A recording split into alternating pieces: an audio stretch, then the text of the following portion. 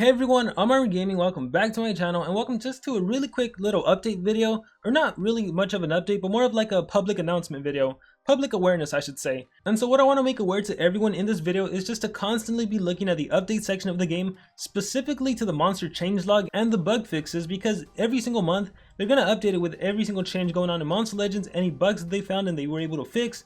For example, some monster with extra turn skills did not get the extra turn. That was fixed as of July 30th. As of July 24th, evasion wasn't working against shields, and then that was fixed. So specifically today, we're going to look at the monster changelog because there was a significant change. And let's take a look at this. The following changes will be live on July 31st. Balancing.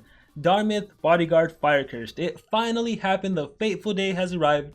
Fire Cursed will do damage before the fire weakness. If you don't know who Darmith Bodyguard is, he was basically the best monster to purchase from the team shop. He only cost 950 coins, 50 war coins.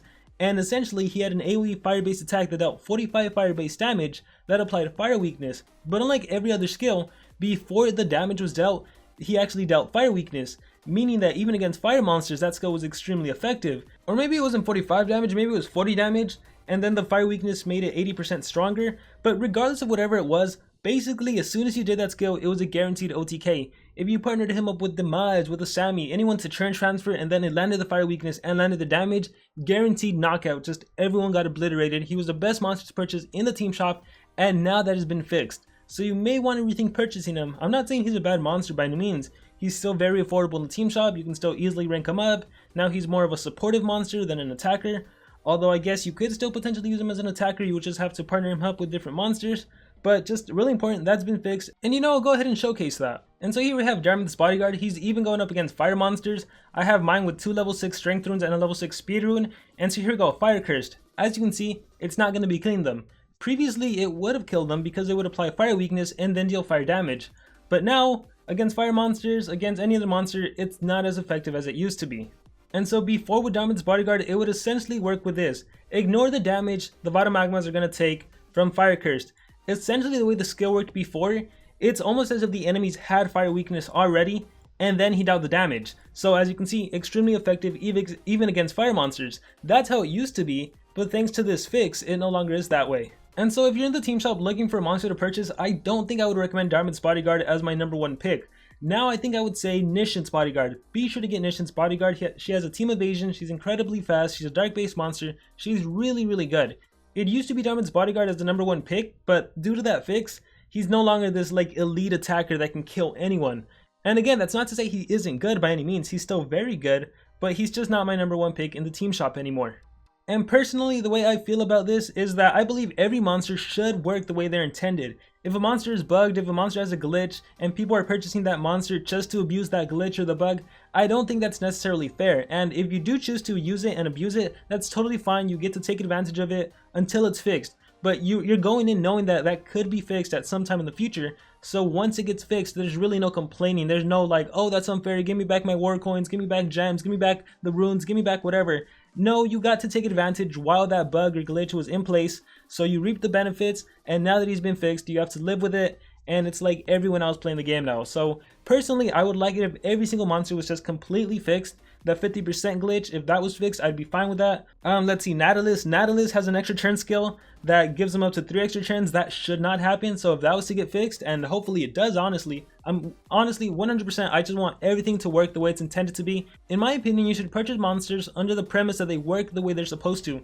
Don't buy a monster just because there's an exploit you can take advantage of, because you honestly don't know how long it's going to be before that ever gets fixed. Now with monsters like Nautilus, it's been forever. But still, that fateful day may come when it gets fixed. Another balance was the Ringer. I don't even know how many people know who the Ringer is. The Ringer for the longest time had a skill that it was an AoE dark-based attack that dealt 30 damage, but it was actually dealing 70 damage. And I guess no one even cared to notice because it's been like that for a long time now, but he really like rarely ever gets used. Other changes include fixes to double damage. If it's a double damage that's supposed to last for 1 turn, it will now only last for 1 turn. So I guess it was lasting for longer. And actually another change is that evasion will now actually evade cooldowns activated and stamina devour skills, which I think is super interesting, especially because it appears that more monsters are going to be released that have evasion skills. It's becoming a more common thing, but now it's like, how do you stop evasion?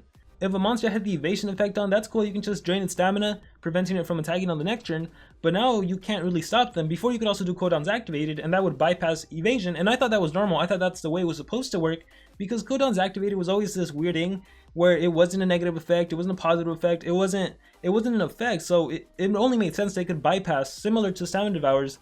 But now it appears that evasion got a huge buff. It can completely protect your monsters against everything, so now we're going to have to think of new creative ways to work around evasion. And so it's definitely going to be worthwhile going through all of our monstergrams, going through all of our monsters that have evasion skills, and especially seeing how we can utilize them. Kokoro is the first monster to come to mind. He has a 3509 base speed at level 100. Many people have him ranked up to rank 3 at level 115 thanks to the team race. And so I'm looking forward to how the meta is going to change because of this specific change. And then lastly, there was a change revolving Fyrus that one of his skills now adds regeneration.